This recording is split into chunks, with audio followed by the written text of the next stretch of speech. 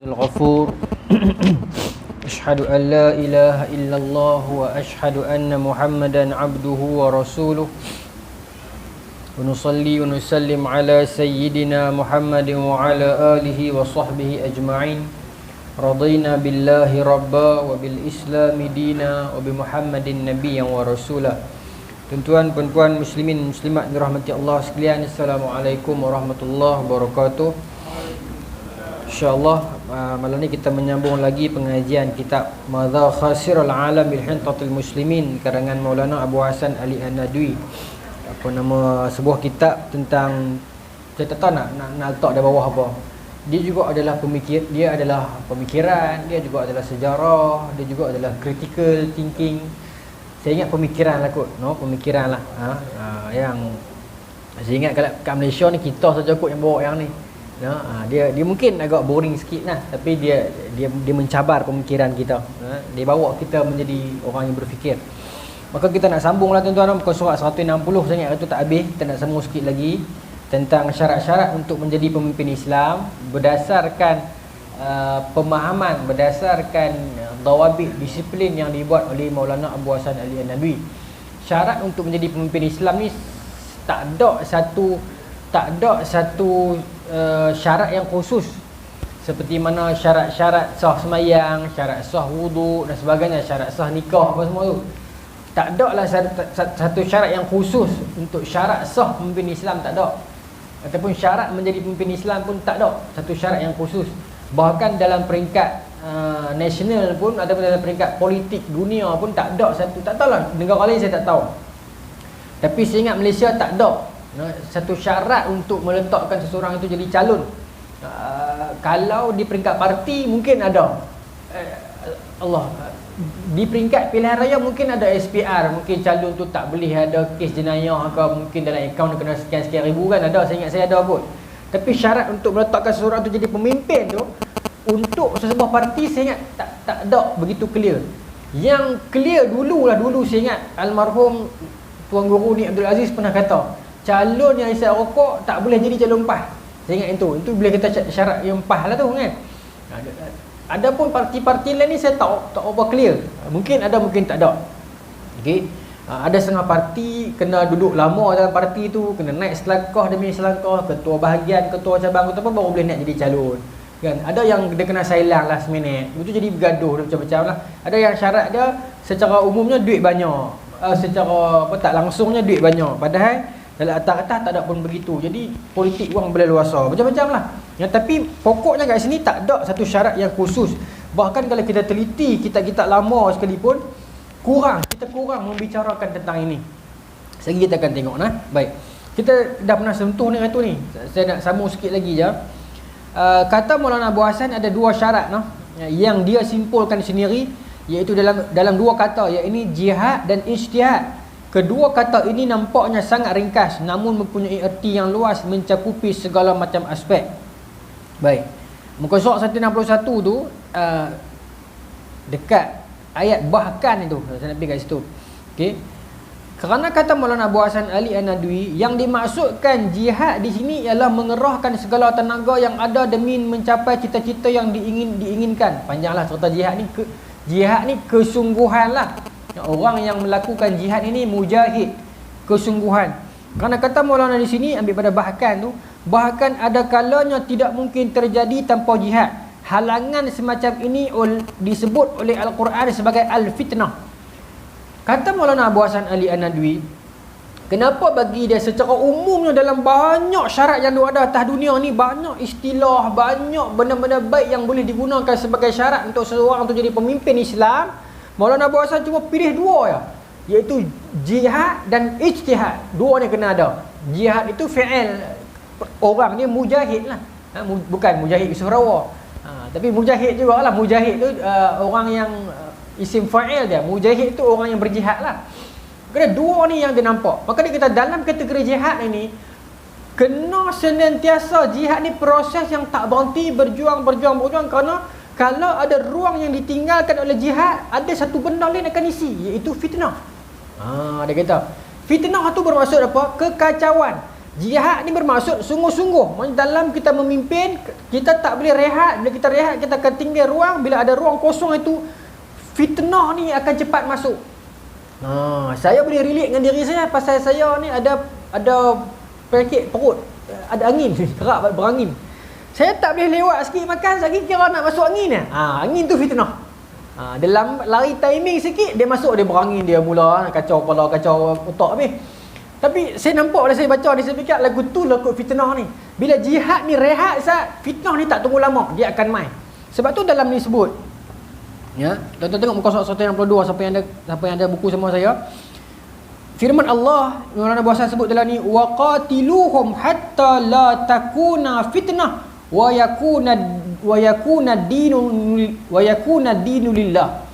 Yang bermaksud perangilah mereka, wa qatiluhum, perangilah mereka hatta la takuna fitnah. Bersungguh-sungguhlah, berjuanglah, perangilah sampai tahap tak ada fitnah dah. Ya. Dan wa yakuna dinu lillah, sampailah agama ini hanyalah untuk Allah. Baik. Maka kerana itu dia kata pemimpin ini kena ada satu sifat, itu yang pertamanya ialah bersungguh-sungguh, berusaha, tak kena rehat, dia berjuang, mujahid, dia mujahid. Kerana apa katanya, kalau pemimpin itu dia berehat, dia berhenti, dia tidak ada sifat kesungguhan itu, maka menyebabkan fitnah itu akan masuk. Sebab fitnah dia tak berhenti, dia tunggu masa, ada ruang lompang dia akan masuk. Cuma kata Maulana Abu Hasan Ali An-Nadwi, salah satu pokok yang harus diketahui oleh seorang mujahid, hendaknya ia harus mengerti dengan baik. Ini sedap ayat ni. Apakah Islam yang sedang diperjuangkannya itu? Dia memperjuangkan Islam, cuma kena ada satu ruang, dia kena duduk dan dia bertanya diri dia, Islam apa yang dibawa ni kepada orang? Ya? Ini bukan atas pentas politik saja, pentas akademik, pentas ekonomi, pentas pekerjaan kita. Kita rasa kita bawa Islam dalam pekerjaan kita. Duduk sebentar dan kita bertanya, Islam apa yang aku bawa ni kat orang ni? Sungguhkah contoh yang aku bawa ni contoh Islam? Ya? Dan apakah yang dimaksud? Baik. Dan apakah yang dimaksudkan dengan kekafiran dan yang sedang ditentangnya itu? Ya? Sudah seharusnya ia mengenal Islam itu dengan teliti sampai ke persoalan-persoalan yang sekecil mungkin.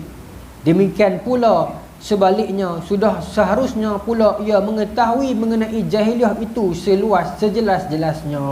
Baik. Maknanya kita bila dia bawa satu-satu imej Islam itu, dia kena renung dalam diri dia, adakah imej ni imej yang betul yang aku bawa, yang memaksudkan Islam yang Nabi bawa itu? Ya, kita menjadi seorang pendakwah, betul-betulkah kita ni pendakwah yang betul-betul bawa Islam itu sebagai mesej Islam yang kita bawa tu, adakah betul caranya begitu? Ya, ingat tak saya pernah cerita dulu Imam Ahmad bin Hanbal. Saya ulang balik sikit cerita pasal Imam Ahmad ni. Imam Ahmad bin Hanbal, tuan-tuan, satu manusia hebat, no? Kita ingat Imam Ahmad, kita kenal Imam Ahmad sampai hari ini. Imam Ahmad bin Hanbal, tuan-tuan, melalui kehidupan yang sukar daripada dia kecil sampai dia meninggal dunia. Masa dia kecil, tuan-tuan, Imam Ahmad bin Hanbal ni, ayah dia meninggal awal. Mak dia jaga dia, pasal mak dia nak dia jadi seorang tokoh agama besar esok. Sampai tahap dalam sirah sebut, mak dia tiap-tiap pagi subuh akan gerak dia, siapkan dia dan usung dia, bawa dia pergi di masjid untuk solat jemaah.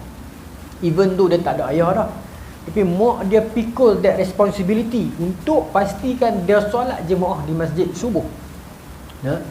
Banyaklah kisah-kisah tentang mak pak yang buat untuk anak, tak apalah, nantilah. Tapi Imam Ahmad ini mak dia, no? Kemudian dia besar, dia orang Baghdad. Imam Ahmad ni dia orang Baghdad, no? Dia orang Baghdad dan dia duduk di Baghdad tu zaman kegemilangan Baghdad lah. Nah, Imam Ahmad ni dia lahir tahun 164 Hijrah. Dia berguru di Baghdad, kemudian lepas tu dia pergi di Madinah. Dia berguru di Madinah. Tapi masa dia sampai Madinah tu Imam Malik tak ada dah. Imam Malik wafat 179. Ya, maksudnya masa dia membesar dia belajar di Baghdad, kemudian dia berguru di Madinah. Masa tu tak sempat jumpa. Dia cerita dalam perjalanan dia nak pergi mengembara ke satu negeri ni, berapa kali dia tersesat. Sesat tuan-tuan, dalam zaman dulu sesat di padang pasir ni bukan sesat macam kita sekarang, ada banyak simpang boleh U-turn, boleh kunang balik. Sesat di padang pasir ni kita tak tahu pun kita sesat sampai tahap kita dah jauh dah. Dia dah. Sini kalau kita telajak sikit nampak landmark yang lain, okey bukan sesat, patah balik. Sikit dah patah balik dah. Tapi kalau di padang pasir, tuan-tuan tengok tak cerita John Wick 3. John Wick saya seorang tengok. Tuan-tuan tengok rasa kereta seorang ni. Yang nombor 3 tu. Yang dia nak kena pergi cari the high table punya. Tuan-tuan tengok punya besar padang pasir ni, lagu mana ni? Saya membayangkan bila Imam Ahmad dia cerita 3-4 kali dia tersesat. Nah, 3-4 kali dia tersesat. Tersesat di padang pasir ni tuan-tuan. Masa tu dia budak lagi. Dalam proses dia nak cari ilmu sampai tengah-tengah tu.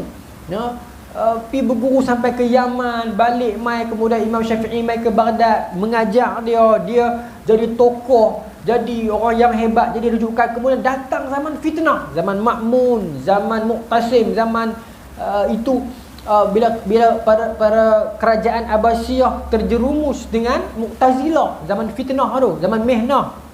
Tuan-tuan, Imam Ahmad kena pukul, kena sebat 160 sebatan. Kata tukang sebat tu, kalau gajah pun 16 sebatan pun dah rebah dah. Imam Ahmad kena 160 sebatan. Badan dia dibubuh dengan gari besi, diarak di atas kuda di keliling Baghdad. Ya? Imam Syafi'i masa tu dah pindah ke Mesir, pernah hantar surat kat dia sebelumnya mengingatkannya bahawasanya dia akan diuji dengan benda ni. Nah, Imam Ahmad itu pun dia kukuh mempertahankan akidah. Dia mengatakan Al-Quran kalamullah, itu saja. Khalifah nak dengar, dia kata Quran itu makhluk. Hanya nak suruh dia kata yang tu. Sedangkan ada beberapa kawan dia yang cakap macam tu, tauriah, tak ikut akidah tu, cuma cakap sekadar di mulut saja dan buat kata apa? Tauriah ni apa dia? Buat kaedah lah. Nak abang kata nak bagi dia puas hati, padahal tak ikut yang tu pun. Tapi Imam Ahmad memilih untuk tegas mengatakan Al-Quran kalamullah. Hanya nak suruh cakap yang tu saja sampai di pengkamuk. Pukul dia, penjarakan dia, masukkan dia dalam penjara. Dia menangis pasal gelak gelita, bukan kerana takut, tapi kerana dia tak tahu kiblat mana satu. Nak semayang. Anak dia cerita, anak dia yang duk riwayat balik dalam Zawaid dia, nama Abdullah. Seorang lagi nama Saleh. Banyakkan cerita-cerita ni Imam Ahmad cerita ke anak dia. Anak dia riwayat balik. Imam Ahmad tak cerita ke orang ramai. Dia nak ambil wuduk malah menangis pasal tak ada ayak nak ambil wuduk. Maka dia tahan tangan dia ke satu tempat, keluar ayak di dinding itu dan dia ambil semayang dengan. Itu karamah Imam Ahmad. Imam Ahmad memang banyak karamah. Ya, dia banyak karamah dia. Dan diceritakan dalam penjara pun dia tak makan makanan kerajaan. Tapi dia hidup. Dia hidup. Di siangnya dia berpuasa, malam ni dia ada makanan untuk dia. Allah yarzuqu man yasha' bighairi hisab. Allah boleh bagi rezeki. Dan tuan-tuan, seorang lelaki tua, saya nak pergi yang tu. Seorang lelaki tua pernah kata kat dia, direkodkan dalam Syiar Alamin Nubala, dalam banyak kisah tentang manaqib Imam Ahmad, banyak kisah ni. Seorang lelaki tua ni pernah kata kat dia masa dia diarak nak pergi jumpa Khalifah Mu'tasim masa tu, nak berdebat dengan Ahmad bin Abi Du'ad ni. Seorang tuan ni boleh kata kat dia, Imam Ahmad tuan ni kata kat dia, innaka wafidun nas al-yawm, hang ni tebusan kepada manusia hari ni, fala takum syu'man alaihim, jangan hang menjadi punca bencana kepada umat hari ni. Panjang lagi lah ya. Tapi orang tuan ni kata kepada Imam Ahmad, wahai Imam, awak ialah tebusan manusia. Bermaksud apa yang awak kata orang akan kunyah, orang akan pegang. Apa yang awak buat, orang akan jadikan ia hujah. Maka jangan awak jadi punca bencana kepada orang hari ini. Maksudnya jangan tunduk kepada kehendak Mu'tazilah. Jangan bercakap benda yang menyebabkan akhirnya orang akan jadikan awak itu hujah. Ustaz tu pun buat, imam tu pun kata lagu tu. Bolehkah nak kata ke orang lebih kurang? Alah, ustaz pun kata ke orang. Bolehkah nak perli orang kat Facebook lebih kurang? Boleh, ustaz tu pun perli orang. Itu maknanya. Fala takun syu'man alaihim. Jangan kamu jadi punca bencana kepada mereka, tuan. Yang ni yang Maulana Abu Hasan Nadwi kata ni, kita kena cek balik apa yang sedang kita bawa ni selari ke dah. Hari ni tuan-tuan, dunia media sosial, khususnya TikTok lah boleh kata ni, tak kenal hak mana influencer, hak betul-betul ustaz, mana yang bukan ustaz. Kena lebih lajak daripada laju. Tengah-tengah malam duk live rayu rendah apa dengan artis kukik-kukik ni, dia tak jadi contoh. Tak bila saya sebut macam ni, muka saya tak bayang siapa pun dalam kepala ni nah. Cuma bila kawan duk kata memang lagu tu budaya TikTok ni, saya ceritakan tuan-tuan balik dah. Saya tak ada niat nak sebut nama siapa-siapa ni, saya tak tahu pun. Kawan-kawan lah duk cerita ni. Nak kata jadi budaya macam tu dah. Kadang-kadang yang kata da'i tu lebih lajak daripada laju. Tengah-tengah malam dengan live, dengan rayu rendah, dengan macam-macam lah, dengan dia punya trend apa benda pun tak tahulah. Kita tanya balik diri kita, agama ni ajak ulama ni, orang beragama ni kena tidur awal, kena jaga penampilan, kena jaga akhlak, kena jaga kata-kata. Bila kita dirujuk sebagai orang yang beragama, seorang da'i, seorang role model untuk agama, adakah yang kita bawa tu betul-betul selari dengan agama itu? Kalau tidak, benda tu akan jadi hujah kepada orang lain, tuan-tuan. No? Yang kita, itu maksud saya tu. Kalau kita bergencok lebih pada orang lain, kita layan, orang panggil apa banyak? Dia panggil trend lebih daripada orang lain. Yang tu yang kita risau tu, akhir zaman ni. No? Kita lebih lajak daripada laju daripada orang lain, maka itu yang merisaukan kadang-kadang. Kerana itu kita kena cek balik diri kita ni, cek balik apa yang sedang kita bawa ni betul tak betul. Nah, kita dah sebut jangan ketakut orang, tapi nampaknya kita itu, komen kita, penulisan kita menjurus kepada banyak ketakut orang. Dalam kuliah kita dah ajak orang apa untuk kita bersangka baik, tapi untuk kita apa nama ni tabayyun, tapi kita itu di dalam dunia realiti kita tak macam tu pun. Yang tu yang kita takut. Jadi kena cek diri kita, saya dan juga kita semualah. Dan ini menarik. Semua menarik lah. Ya, yang bawah tadi tu kata Imam Ahmad lepas khalifah Mu'tasim habis, naik Mutawakil berpihak kepada Imam Ahmad dan dia dibebaskan. Tapi masa dia keluar pada penjara, dia tak larat sangat-sangat dah, tua dah, tak larat dah, kena seksa, kena pukul dan sebagainya kan. Khalifah Mutawakil hantar duit, hantar berapa, tak tahu lah berapa banyak, bagi kepada Imam Ahmad sebagai pampasan. Sebab dia kena teruk pada zaman mihnah. Imam Ahmad kata fitnah mal, fitnah harta asyaddu, lebih aku takut, asyaddu akhaf, fitnah harta ini lebih aku takut daripada fitnah azab. Dia tolak balik dengan baik, dia tak mau.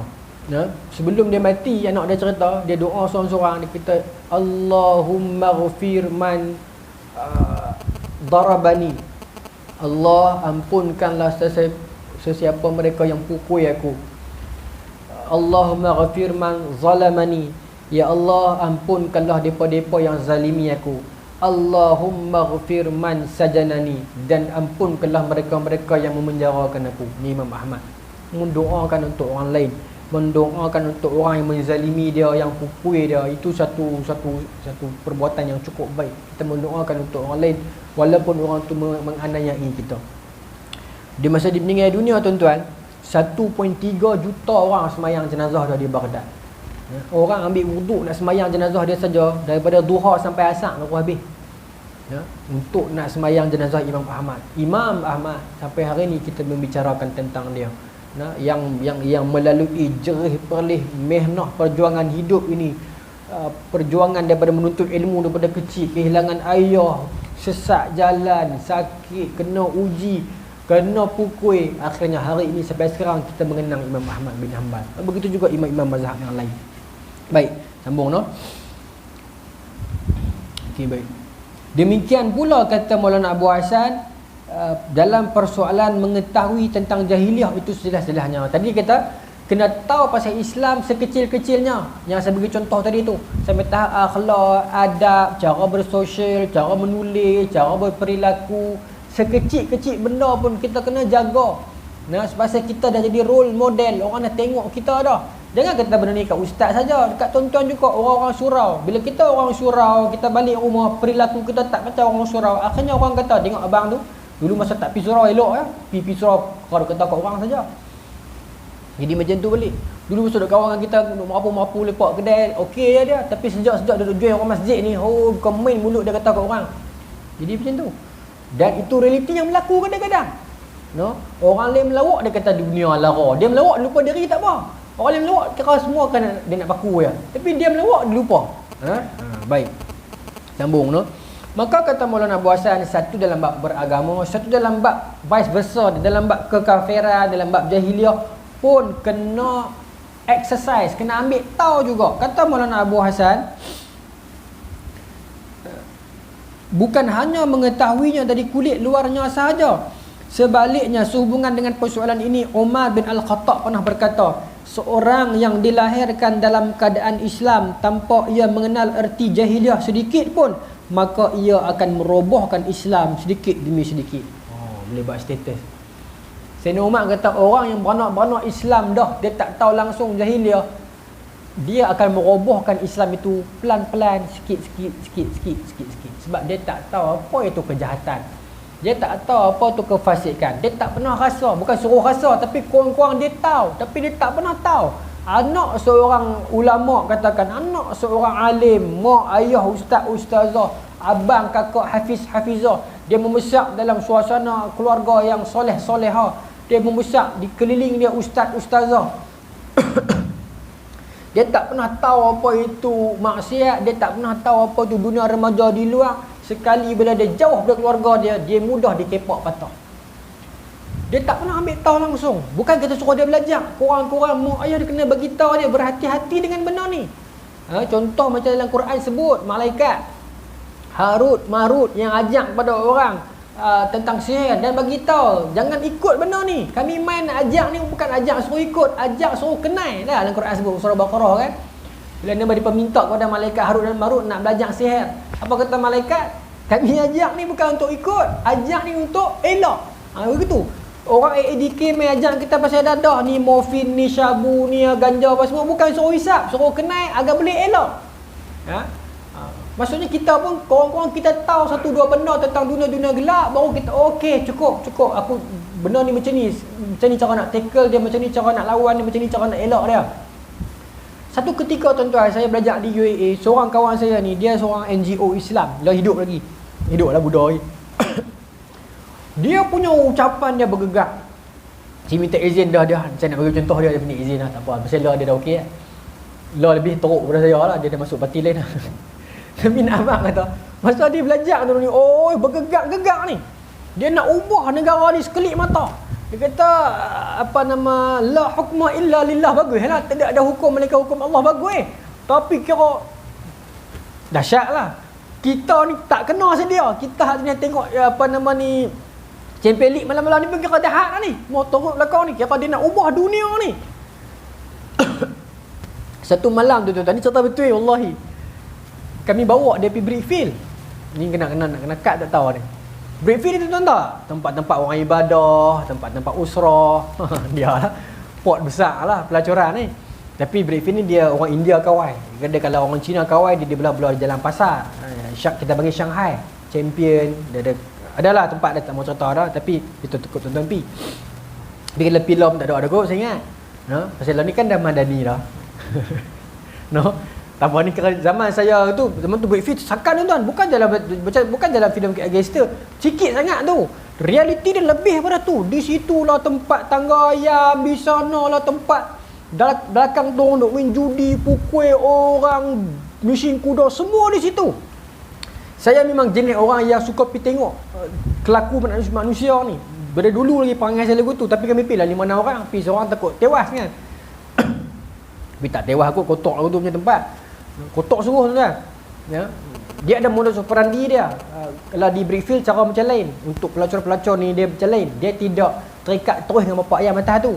Dia cuma menyewa bilik ya dengan bapak ayam tu. Lepas tu di luar bilik tu akan ada buku 35 ni cerita ni. Tapi kira dia tak menyewa, dia tak duduk dengan bapak ayam tu. Cuma dia tumpang bilik tu. Kalau kata RM30, RM20 milik bapak ayam tu, dia RM10 ya. Dia berbeza dengan Shanghai, Jalan Pasar ni dia lain. Tapi nak abang kata nak abang je jadi fitnah pula. Tapi di situ kan ada pondok polis Brickfield, semua dekat tu saja sebenarnya. Kan? Depan tu sikit pasal tu orang buta tu. Tapi nak abang kata Kami bawa member ni cakap pandai ni. Mai tengok, teriak tuan-tuan kawan ni, teriak di koridor ni. Sampai kami usung-usung kereta takut malu kau orang. Geng-geng India punya gangster tu duk tengok kan pasal apa kan. Kata, hang boleh tukar sekelip mata ke benda ni, saya kata. Ni berapa ramai anak-anak muda Melayu penuh berimun tang ni. Bila ni tak ada kot, lah ni banyak bangla yang duk pergi briefing tu. Melayu tak pergi dah. Baguslah, no. Kata aku pergi tempat lain tapi tak ada. Bukan kata lah ni saya pergi setahun dua lepas duk lalu kot tu pun alhamdulillah dah bersih lah saya tengok. Tapi nak ubah tu bukan sekelip mata, bukan kita hang boleh naik hari ni esok hang boleh berubah dah. Panjang lagi ni proses macam nak bersihkan rasuah dalam negara ni. Bukan cerita kita buang orang nubang ni bersih tak tuan-tuan. Rasuah ni dia main daripada atas sampai sekecil-kecil posisi. Berlaku rasuah. Dalam bidang politik, dalam bidang pendidikan, dalam bidang apa pun, bahkan dalam bidang hiburan sekalipun ada rasuah. Kadang-kadang orang tak nampak benda tu sebagai rasuah, dia anggap benda tu sebagai dia dapat tender tu, dia balas sikit, dia bagi kat sikit. Dia anggap macam tu biasa je, padahal proses itu semua rasuah. Tapi nak ubah tu tuan-tuan bukan mudah. Tapi bila dia tak tahu benda tu, dia tak bercakap, dia tak berpijak di bumi yang nyata, maka menyebabkan dia bergerak-gerak sangat lebih. Itu yang kata Maulana Abu Hasan, kena kenal juga lubang-lubang kejahatan, lubang-lubang jahilah ni kena tahu. Baru kita tahu kita nak tackle macam mana. Lagu ni pok ni kita nak masuk dalam cara macam mana. Pok ni kita nak handle dia lagu mana. Tidak kalau kita tak pernah ambil tahu dengan dunia luar. Kita duduk dalam persekitaran kita yang selesa saja. Kita tak tahu ancaman apa. Satu ketika UAA pernah buat, bukan UAA buat lah, budak-budak persatuan lah buat dalam U lah, masa tu saya belajar. Forum tentang third gender punya forum. Saya pergi. Malangnya tuan-tuan, orang yang straight yang pergi forum tu, saya ingat adalah ke dua baris kerusi. Kalau ada kawan-kawan dalam ni yang pernah duduk malam tu dengan saya, ada 2 baris kerusi kot. Penuh mini Audi tu dekat iCall tu, mini auditorium tu. Semua geng-geng third gender masuk. Bukan kata yang orang luar lah, yang student pun ada, jangan nak ngaku kata tak ada. UA pun ada yang jenis patah ni. Depa begitu bergegak-gegak mempertahankan depa ni. Hak depa sebagai third gender. Masa tu saya kan, kita dalam Islam ni mana pergi budak-budak kita ni. Tapi bila buat forum cinta sebelum nikah, selerak anak-anak Melayu pergi. Penuh forum ni, penuh habis mini Audi semua ni. Jadi kita bawa budaya apa zaman tu? Tuan-tuan ingat tak zaman tu? Zaman bercinta sebelum nikah, bercinta selepas nikah. Saya 21-22 umur masa tu. Forum nikah cinta saja, selerak. Cinta lepas nikah, cinta kemah. Dia menghiasi cinta itu dengan nikah, kemudian dia memaparkan macam mana nak bang? Dia menghiasi benda yang itu dengan nampak macam halal, tapi nampak lagu dia tayang suami dia sangat, dia tayang bini dia sangat. Walaupun benda tu halal, tapi itu bukan tiket untuk dia tayang. Cerita habis masalah dalam kelambu kan, malu. Dia mula ada main 2-3 orang budak dia buat panggil malu nak bawa sarung cincin, penampak semua. Tu tengok tak? Jenis malu ketak-ketak nak sarung cincin bini. Amboi main warak kan. Tuan-tuan, benda tu berlaku kat kita dulu ni. Ya. Ketak tak buat kebah-kebah tangan. Terus ada buat lagu tu lah, malu kat orang sarung sudahlah. Nak abang apa tuan-tuan? No. Allah Akbar. Tak tahulah kalau saya tak setuju yang tu. Ya. Kesian kat pasangan dia ni. Pasangan dia duduk suruh tangan. Kawan ni duduk. Dia buat malu. Dia buat lagu tak bisa pegang perempuan. Memanglah tak bisa. Tapi halal. Itu orang dia tak boleh beza dah hak mana halal, hak mana haram. Tak boleh beza dah. Nah. Baik. Pasal apa saya boleh tiap ambil sana ni? Ni nak abang kata ni, orang bila dia tak kenal lubang-lubang jahat ni, jadi lepas tu kata Maulana Abu Hasan, kena kenal, kena tahu sikit. Bukan lubang jahat, lubang jahiliah, lumpang-lumpang kemungkaran yang berpotensi. Lepas tu kena kenal. Tapi kat sini dia bagi tapi tau, bukan satu lesen untuk semua orang pergi Brickfield tau. Saya kata kat sini apa? Dan pengetahuan tentang ini, iaitu kekafiran dan jahiliah, seharusnya lebih banyak dikenal oleh kaum muslimin awam. Okey, adapun yang wajib mengenalinya lebih banyak tentang hal itu ialah pemimpin Islam. Dan pengetahuan tentang kekafiran dan jahiliah seharusnya lebih banyak dari dikenal oleh orang awam. Maksudnya bukan semua orang boleh talapi. Maksudnya orang-orang tertentu, orang-orang yang dia mungkin nak terjun dalam medan dakwah, orang-orang yang mungkin nak jadi pemimpin pada masa depan, orang-orang yang banyak berfikir ataupun dia ada beberapa kepentingan, maka dia kena ambil tahu. Sebab apa? Sebab dia akan memimpin masyarakat nanti. Ya? Bukan semua orang awam boleh terjun pi takut tewas. No? Baik. Kekuatan dan persiapan yang dipersiapkan oleh seorang mujahid bila hendak menghadapi musuh, maka persiapannya itu harus jauh lebih unggul dari musuhnya. Kalau musuhnya bersenjatakan dari besi, seharusnya ia menandingi pula dengan senjata yang sama. Ini contoh pandai pasal inilah perjuangan lawan musuh lah. Maksudnya kita kena memperkuat ketenteraan, semua tu termasuklah nah. Saya nak ringkaskan yang tu. Baik. Kemudian yang kedua ialah al-ijtihad. Yang dimaksudkan dengan al-ijtihad di sini ialah kemampuan seorang pemimpin Islam untuk mengambil keputusan jika kaum muslimin sedang menghadapi bahaya maupun kesulitan yang akan mengancam kelangsungan hidup kaum muslimin di satu tempat dan di tengah-tengah kalangan bangsa lain yang berada di bawah kekuasaan kaum muslimin. Sikit lagi. Dan mampu untuk mengambil ketetapan terhadap segala persoalan baru yang tidak ada hukumnya dalam fiqh maupun dalam fatwa para ulama. Mai tengok muka surat 80 tuan-tuan. Ni muka surat 80 no. Buku Ibn Rijal ni, Islam, Muslim dan Krisis. Untuk pengetahuan tuan-tuan, buku ni saya cetak balik. Pasal kesian pula ramai sangat lah bertanya kan. Jadi saya cetak balik. Niat saya nak cetak 500 tapi tak boleh, lari sangat, mahal sangat harga dia beli 500 ni. Jadi saya terpaksa cetak 1000 juga. 1000 pun mahal juga. Mahal daripada hari tu sebenarnya. Mahal banyak daripada hari tu. Tapi terpaksa lah. Sebab kesian kat orang kan. Tapi saya pun nak lah untung juga. Tapi memang harga tak naik lah. Tapi memang kos dia naik berlipat kali ganda. Saya cetak balik, minggu ni keluar. Minggu ni terbit. 1000 buku ni, 1000 buku novel saya tu. Jadi tuan-tuan minta lah tolong support sama mana buku ni. Okay. Bagi yang tengok video ni, tengok macam mana penulisan buku ni. Tengok muka surat 80 tu tuan-tuan. Nak kait dengan yang ni. Saya kata benda-benda baru yang tak berlaku lagi kan. Baik. Sakaratul Utsmaniyah, sebut tajuk tu. Pada tahun 1839, ini dalam buku Dr. Qais Al-Azawi ni, dia kata apa? Dalam tahun 1839 turun ke 19 merupakan titik kemuncak kemasukan pengaruh Perancis ke dalam Turki, di mana bermulanya penstrukturan semula, dan pada tahun inilah bermulanya usaha perubahan, iaitu tanzimat, reform. Tokoh-tokoh agama seperti kami, siapa yang kata ni? Ni geng Perancis punya penakwah, akan memanfaatkan kebebasan ini. Kami akan menghantar rombongan mubaligh untuk mengajar ajaran Katolik. Cerita dia, pada kurun ke-19 ini, Utsmaniyah sedang menghadapi satu fasa mabuk.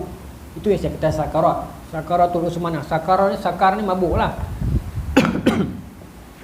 Fasa ini Utsmaniyah digempur oleh force luar yang dia tak pernah kenal sebelumnya. Maka menyebabkan dia jadi mabuk, dan dia jadi satu keadaan di mana yang dia khayal dan dia tak tahu apa nak buat. Saya contoh ni. Pada titik kurun ke-19 ini, kerajaan Utsmaniyah benar-benar berada pada fasa sakarat sebelum benar-benar mati pada kurun ke-20. Utsmaniyah mati tahun 24. Baik. Setelah mengalami siri kekalahan dan kegawatan dan krisis kepimpinan, Sultan Abdul Majid ketika tu khalifah fikir macam mana cara kita nak harung benda ni. Okey, saya ringkaskan. Maka timbullah idea buat tanzimat. Okey, timbullah idea buat tanzimat. Okey. Tengok perenggan bawah tu. Saya gambarkan orang-orang Utsmaniyah pada masa ini ibarat manusia yang dahulunya kaya, yang berentas lautan dengan kapal-kapal mewah binaan nenek moyang mereka, akibat terlalu dibuai dengan kekayaan hingga mereka lupa untuk belajar berenang. Sehingga satu ketika mana kapal mereka bocor dan terumbang-ambing, mereka tercampak ke lautan dan hampir mati lemas. Sebab mereka terlalu kaya duduk atas kapal. Ini analogi yang saya bagi ya. Tak reti berenang ni saya kata tadi tu. Maulana kata tak pernah belajar susah, tak pernah belajar jahiliah, tak pernah ambil tahu. Bebas duduk atas kapal. Kapal pun nenek moyang punya ni. Jadi kita sekarang ni yang kita duk warisi ni kadang-kadang nenek moyang kita punya ni.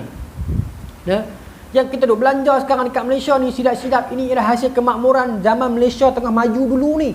Tu 90-an dulu ni. Kita doa rasa kita mewah ni, sebenarnya itu hasil yang dulu. Yang baru ni yang mana? Berapa banyak hospital baru naik? Berapa banyak sekolah baru naik? Kita kena tanya tuan-tuan. Kesian. Cikgu kena maki, para doktor kena, nurse kena maki, padahal mereka tak cukup staff. Tak ada staff yang baru. Kadang-kadang ada dalam kalangan mereka ni yang duk kontrak. Kawan saya ramai duk contohkan, kesian lah, tapi bila mai orang bermarah mereka. Itu bukan orang yang kena marah, sepatutnya orang yang di atas. Oh, mereka ni baru naik, saya takkan nak marah orang. Nasib lah sebab baru naik atas. Kan? Kalau orang lain naik pun dia pun akan dimarah pula. Standard lah. Dia tak boleh kata saya baru main jangan marah saya. Ada kena berjuang, kena hadapi lah. Kena perasan tak yang kita sedang nikmati sekarang ni adalah hasil nikmat daripada kekayaan kita dulu. Yang baru ni apa? Tak tahu. Baik. Sambung nah. Jadi bila mana mereka ini tak tahu berenang, jatuh bila kapal mereka itu bocor, tercampur ke lautan dan hampir mati lemas, apa sahaja yang melintas di depan mata mereka akan mereka capai. Itu sifat orang lemah. Itulah gambaran yang paling tepat menceritakan tentang Uthmaniyah pada masa ini. Boleh dengar sikit kan? Tak masuk ya kan? Baik, sambung. Tanzimat adalah proses pembaharuan Uthmaniyah, sama ada dari sudut undang-undang, ekonomi dan juga sosial. Kesilapan terbesar Tanzimat adalah bila mana mereka menyangka Barat mempunyai antidot terhadap sakit mereka tersebut. Ini kesilapan dia. Islam tak pernah kena sebelumnya. Selepas daripada peristiwa Mongol hantam Baghdad, kita korang kena. Bukan tak pernah kena, pernah. Tapi korang kena.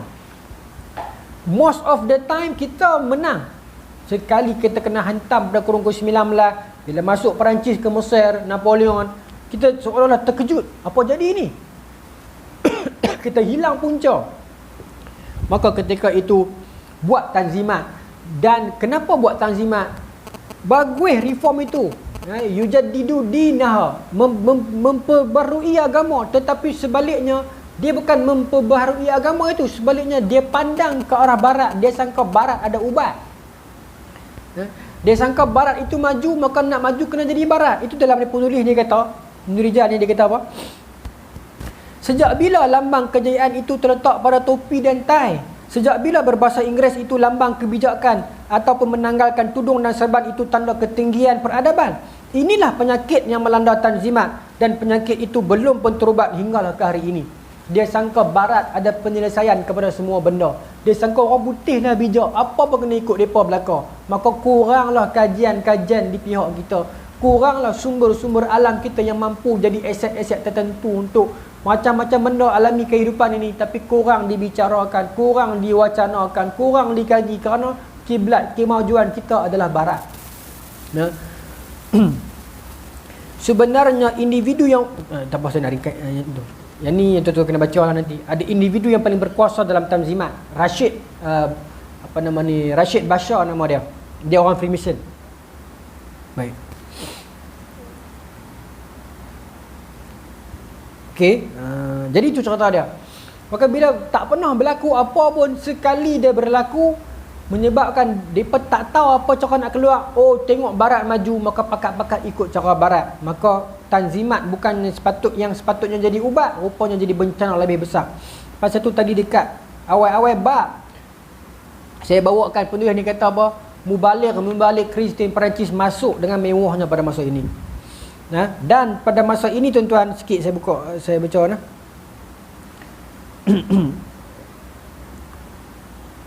Muka surat 84 tu, Maulana Abu Hasan Ali An-Nadwi pernah menulis buku ni. Antara punca terbesar penderitaan dan bencana umat Islam adalah kerana wujudnya dua kelompok dalam kalangan orang-orang besar dalam sebuah empayar Islam. Golongan pertama ialah golongan yang mementingkan spiritual semata-mata, mengabaikan rohani. Dan golongan kedua ialah golongan rohani yang mengabaikan spiritual, yang mengabaikan material. Yang akhirnya dalam perlumbaan ini golongan-golongan material yang menang. Baik, muka surat 160, tuan tengok sikit saya nak contoh kau. 160. Yang mengisi kekosongan. Ini pun bab ini juga. Okey, dalam bab yang mengisi kekosongan 160. Masih lagi dalam bab ijtihad tadi tu. Yang kosong 160.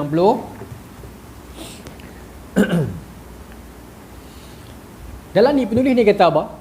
Setelah tumbangnya khilafah tahun 24, tadi tu kurung ke-19 dalam fasa sakarat, ini fasa tumbang. Saya ringkaskan ni, saya pergi sampai sini.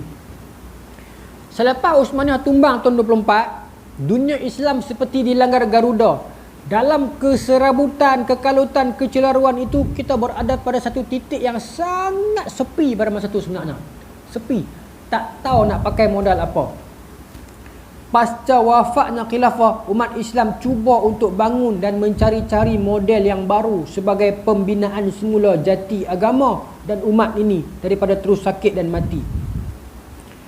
Ketika penyakit sekular semakin merebak dan menjadi-jadi, para pemimpin Islam yang sudah dijangkiti demam sekular ini dilihat tidak mungkin kebah dalam sedekad dua lagi.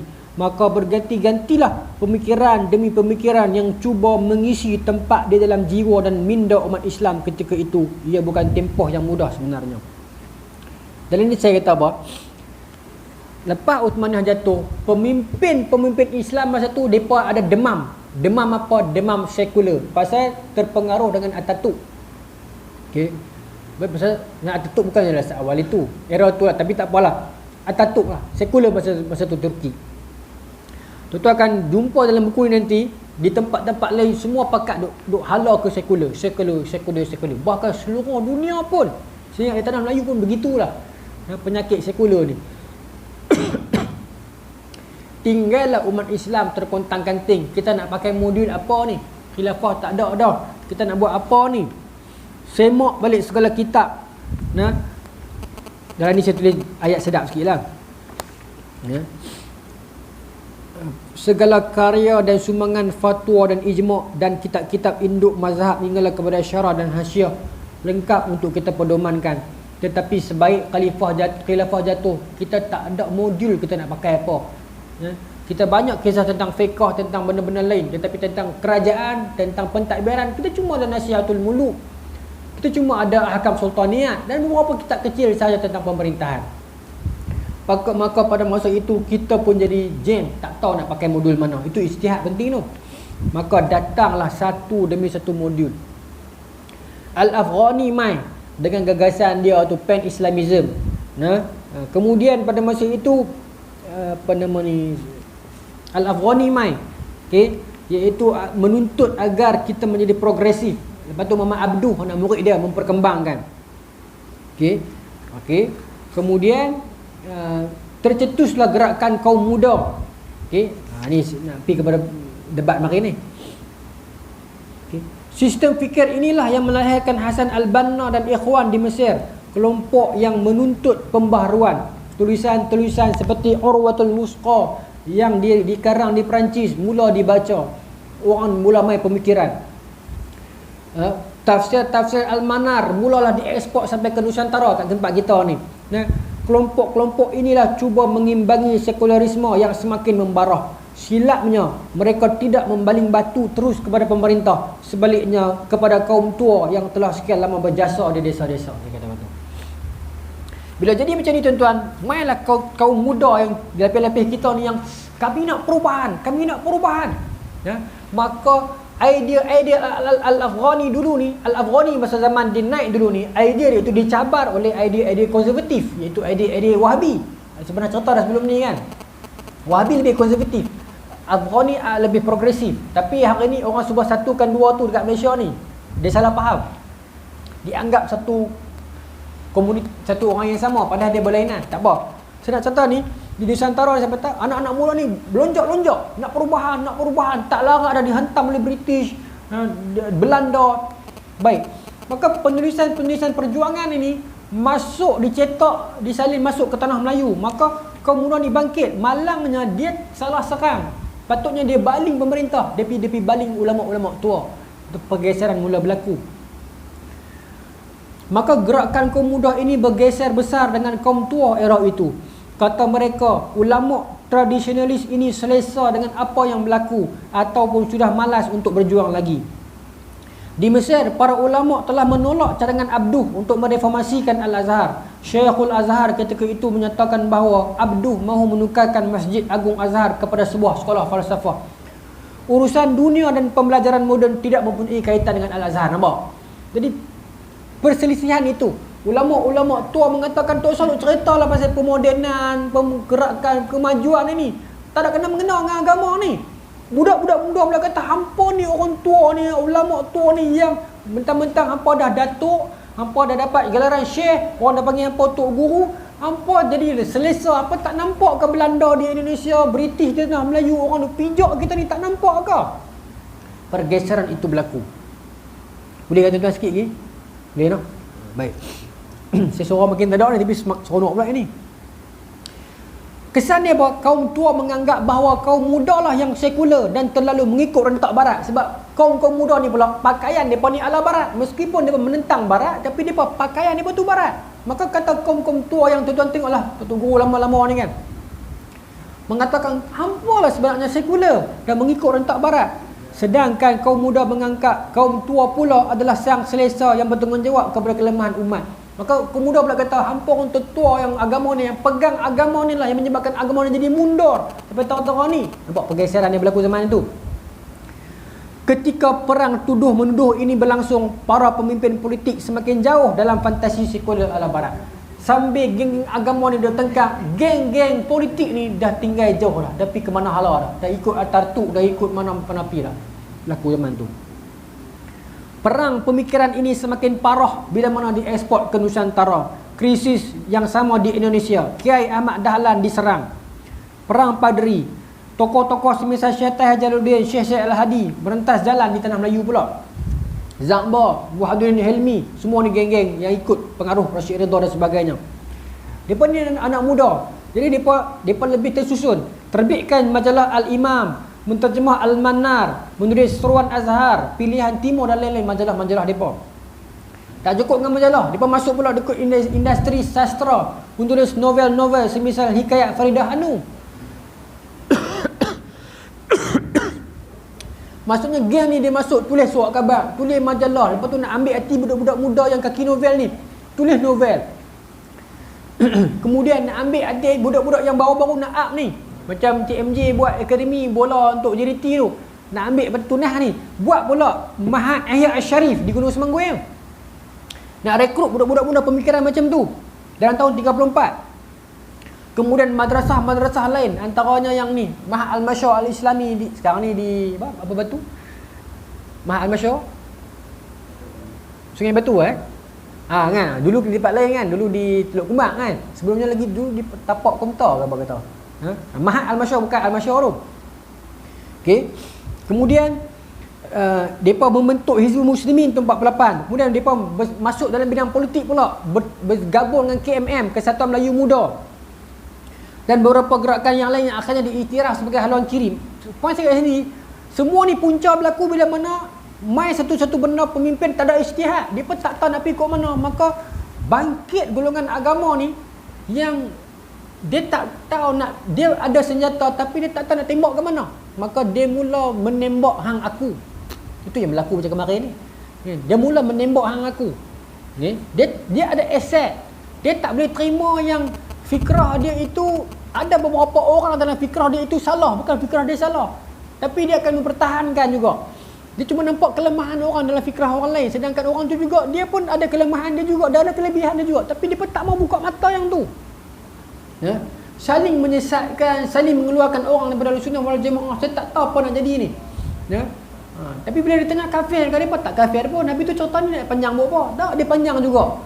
Habis tu apa kesudahan benda tu? Tak ada kesudahan. Akhirnya media ni akan ambil, media pro kawan ni akan ambil react 1 minit, dia akan hantam kawan ni. Media pro kawan ni akan ambil react 2 minit, akan hantam kawan tu. Kawan ni akan kata ustaz itu gagal faham. Kawan ni akan balas balik, ustaz ini terciduk. Dia bukan parti politik tuan-tuan. Tuan-tuan nampak tak kesan debat ni? Tak sudah. Dia bukan parti politik. Akhirnya orang ni kalau dia pilih untuk tak mau dengar, dia tak dengar juga lah. Betul ya? Dia masuk dengar debat 4 jam tu untuk nak dengar ustaz dia bantai ustaz tu. Bukan dia nak dengar kebenaran. Sama pihak belah ni pun sama dua-dua tuan-tuan. Lepas tu dua-dua pula kat saya. Tapi sama yang sebenarnya. Akhirnya dalam debat tu dia pun juga mengaku kawan ni memang pun ada betul juga. Kawan ni pun ada. Itu je tapi aduh saya tak tahu, panjang-panjang. Kena video buku benda tu. Dia jadi macam ni. Okey. Jalan ni saya kata apa? Okey. Sikit Sikit sikit boleh sikit nah. Saya nak habis pukul 9. Bagi kaum muda, perjuangan mereka adalah benar. Perjuangan mereka adalah besar. Muka surat 165 nah. Umat Islam haruslah melalui proses islah dan pembaharuan. Bagi kaum muda ini this is the only way. Islah, pembaharuan, masuk politik, lawan bagi kaum muda. Untuk bersaing dengan barat yang maju, kita perlu memajukan diri daripada setiap sudut. Nak bersaing dengan barat, kita kena pakai tie, kita kena sekolah, kita kena ada meja macam dengan maksan pencerah tu. Kena fight, kena masuk sekolah orang putih, kena macam tu. Namun bagi kaum tua pula, kaum muda itu ialah anak-anak muda yang baru pulang dari Arab, membaca 1-2 kitab dan mula untuk biadab. Golongan itu mula mempersoalkan status quo kaum tua yang sekian lama dimuliakan dalam masyarakat. Dengan gelar-gelar seperti Tuan Guru, Kiai, kaum tua dianggap oleh kaum muda ini sebagai sudah tidak relevan dan terbengkalai. Istilah Wahabi kembali muncul dan menggegarkan Nusantara. Bukan sedikit pertikaman lidah dan berbalah, label-melabel dan saling membida'ah. Kaum tua turut mempunyai lidah mereka sendiri. Kaum tua ada majalah juga, Pengasuh, Al-Munir, Al-Mizan dan Suara Benar. Maksudnya masing-masing mula lawan, maka label mula muncul. Dalam ni saya cerita panjang ni tentang polemik pengwahabian ni, saya tak mau yang tu lah. Cuma kata kaum muda, umat Islam tidak akan bangun jika kita hanya bercakap soal taharah, rukun solat dan nisfu Syaban semata-mata. Sebaliknya kita perlu beragenda besar, bangkit, serang bidang politik, jatuhkan pemerintah sekular, tumbangkan raja yang bersekongkol dengan British, atau apa saja di depan kita tempur dan lawan. Ini kaum muda punya pemahaman. Kaum muda menganggap kaum tua adalah konservatif dan ibarat ulama yang sudah selesa memikul gelar-gelar kemuliaan hingga tidak mahu bangkit melawan. Ya, memang kaum muda ini bernada Ibn Taymiyah. Kerana itu tidak heran mereka dilabel sebagai Wahabi. Sedap buka buku ni kan, boleh baca. Puji buku sini tadi. Baik. Namun hakikatnya Wahabi itulah konservatif. Cerita panjang tu kena baca balik ni. Cuma nak abang, adakah kaum muda ini betul-betul betul? Tak juga. Sebab kalau nak dikatakan kaum muda itu berjuang, kaum tua tidak berjuang, tak boleh juga. Sebab kat sini saya bawa buktinya. Adalah tidak, muka surat 170, adalah tidak benar untuk kaum muda mengatakan yang kaum tua tidak berjuang. Kaum tua inilah yang mempertahankan kerajaan Islam Fatani dalam pertempuran dengan British dan Syam. Bukankah Syekh Samad Al-Falim Bangi syahid sampai terputih kepala dia? Dan bukankah Syekh Fatani pulang daripada Mekah semata-mata untuk memimpin perjuangan bersenjata dan pembinaan pondok-pondok pesantren oleh ulama? Kaum tua ini jugalah yang menjadi benteng ilmu kepada umat Islam sejagat. Setidak-tidaknya mereka menyediakan tempat. Ketika British hanya menawarkan sekolah-sekolah aliran Inggeris, 400 tahun Nusantara dijajah. Namun hari ini umat Islam di Nusantara masih teguh memelihara akidah. Bukankah itu semua jasa kaum tua dan pondok mereka? Maksudnya kaum tua juga ada jasa. Poin ni kat sini, bila kaum muda mai, dia sangka kaum tua ni tak ada jasa. Ulama-ulama tua yang dah tak larat dah, yang terima apa saja British mai, apa-apa, relax dah, pasal hampa lah punca umat Islam jatuh. Jadi bila kaum tua, bila anak-anak muda balik mai, duk telah kat depa pun melompat. Hampa ni baru balik mai, baru boleh baca 1-2 kitab, baru belajar 2-3-4 tahun nak melom. Jadi lagu ni macam cerita ni. Maka saling serang menyerang aku. Kita terlepas masalah kita yang sebenar. Masalah kita hilang jati. Kita hilang pertimbangan, kita hilang jati, tuan-tuan. Itu yang berlaku dalam umat Islam dulu. Dan saya ingat sekarang pun duk berlaku lagi kot. Kita hilang, kita lost, kita tak baca semua. Jadi akhirnya kita baca dalam juzuk-juzuk tertentu menyebabkan kita mudah menyalahkan orang tertentu. Jadi macam tu, tuan-tuan. Cerita tentang umat Islam lost ni dalam buku ni panjang lagi. Kalau tuan-tuan nak baca lagi, satu lagi 185 muka surat. Ke depan-depan lah. Bila mana apa nama ni, Jamal Abdul Nasir, dia guna pakai Al-Azhar. Saya ingat itu bulan depan tu. Dah ni bulan depan puasa lagi. Dah ni tu. Kita minta maaf. Dalam ni sebut memakai agama. Saya nak ambil contoh itu muka surat 185. Kita baca sama-sama bulan depan. Kesan dia itu jadi, bila mana kita hilang pemikiran, hilang budaya baca, budaya kritikal, budaya neutral, budaya tak asabiah persatuan, tak asabiah gerakan kita saja yang betul. kita tak pernah salah. Maka benda tu menyebabkan kita jadi sebagaimana kita sekarang. No? Tuan-tuan, dalam tahun 70-an dulu, Malaysia pernah Islah ni dia berlaku beberapa peringkat. Yang pertamanya saya ingat zaman ini, zaman Islah yang dibuat oleh kaum muda ni. Tapi itu pun nak kata berjaya sangat pun tidak, sebab kesan itu, polemik itu yang berlaku. Tapi tuan-tuan tengok, Islah yang disusun secara tersusun tanpa matlamat untuk menghantam hang aku, kesan dia apa? Tuan-tuan tengok Islah yang berlaku tahun 70-an di Malaysia. Ada dua gerakan besar muncul kalau tuan-tuan rajin membacanya, ataupun tuan-tuan perasan, tuan-tuan dah ada zaman tu kan. Apa dia? Saya nampak dua. Saya tak beranak lagi, tapi pembacaan saya yang saya nampak ada dua 70-an. Apa tuan-tuan dua? ABIM dengan Al-Arkam. Dua entiti ni muncul, tuan-tuan tengok, dia bukan muncul untuk baling batu dak. Kemudiannya kita cerita lain lah, tapi peringkat awalnya depa tu. Kawan ni dengan kaedahnya, ABIM dengan caranya, dengan dia buat sekolah. Tuan-tuan tengok macam mana sekolah dia cuba hantar geng dia pi parti kerajaan sikit, hantar pi parti pemegang sikit. Dia terjemah kitab-kitab ulama-ulama kontemporari.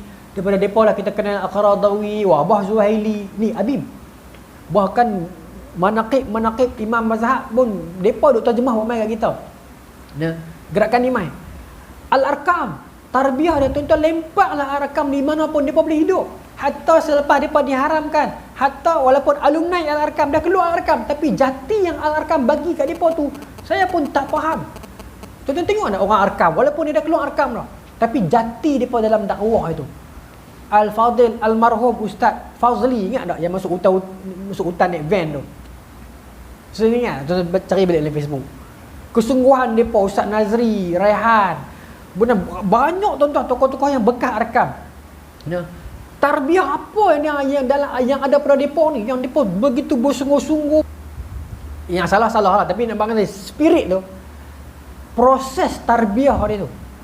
Macam mana dia buat sampai tahap orang Arkam ni dia lempak ke mana pun, dia punya kecintaan dia punya kesungguhan dia, survival, jihad dia, mujahadah dia tu. Tuan-tuan tengok, abang Jad tengok di Lah Yue, tuan-tuan tengok di Lah Yue, dia buka kedai dia saja yang duk beli, tak ada orang pi pun, dia boleh survive. Ha? Kita buka kedai kita, orang tak pi sebulan sikit katuk dah. Di Kulim tempat depa tu. Ha? Di Rawang, di Negeri Sembilan, di seluruh dunia tuan-tuan. Tuan-tuan rajin pi luar negara, tuan-tuan tengok. Restoran depa. Sebab tak di luar negara kita memerlukan kedai depa. Apa? Di Turki Nur Muhammad lah. Di tempat ni dia pakai Malaysia kan, Nur Malaysia. Kawan-kawan saya ramai yang duduk dengan depa sampai sekarang tak keluar. Di Jerman duduk ada, di negara Eropah. Saya tak puji depa di sudut akidah, saya tak tahu.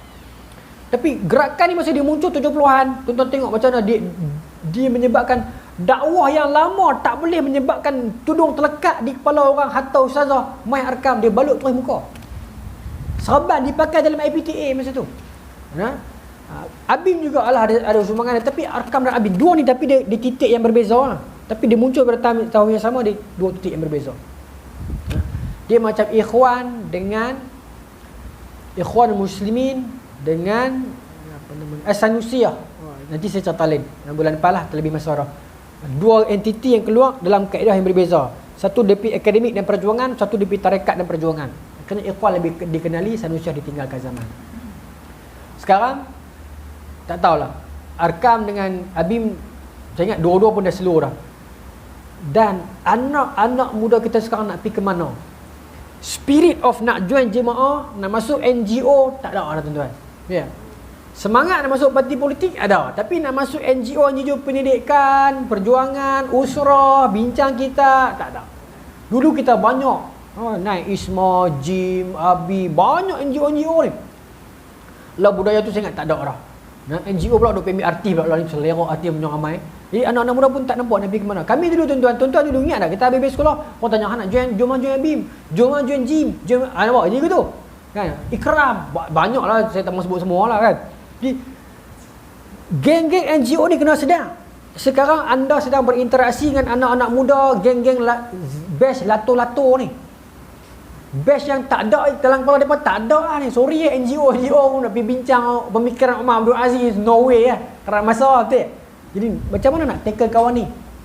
Ini yang tadi Maulana sebut. Kena kenal juga jahiliah, kena kenal juga titik-titik kemungkaran ni, kena kenal juga. Kalau tidak, siapa nak tampung mereka ni? Takkan semua nak harum masuk politik. Sebab nampak sekarang ni hak geng ni bercakap politik bergegak-gegak ni. Tapi beza DUN dengan parlimen pun tak tahu.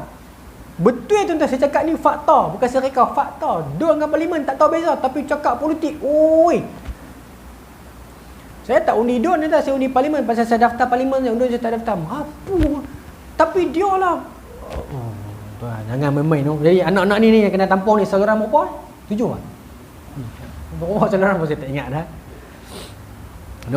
Kita zaman tip, tuan-tuan zaman tip bola kereta tu, dia riu kita zaman tip. Depa zaman apa nama ni, online zaman Netflix mana sama. Ya, wallahu taala alam. Minta maaf tuan-tuan tu. Ada satu terlebih terkurang telajak malam ni. Wallahu taala alam. Bulan depan kita sambung tak habis ijtihad ni, panjang ni. Saya nak pergi yang bab tentang ijtihad ni. Maulana sebut tentang orang pemimpin Islam yang mengguna pakai agama, kemudian saya nak pergi dengan Jamal Abdul Nasir. Saya tak mau buat contoh Malaysia, saya buat contoh luar. Bismillahirrahmanirrahim. Allahumma rzuqna fahman nabiyyin wa fadhal mursalin wal malaikatil muqarrabin wa hdina fi hidayatil arifin bi rahmatika ya arhamar rahimin walhamdulillahirabbil alamin. Assalamualaikum warahmatullahi wabarakatuh.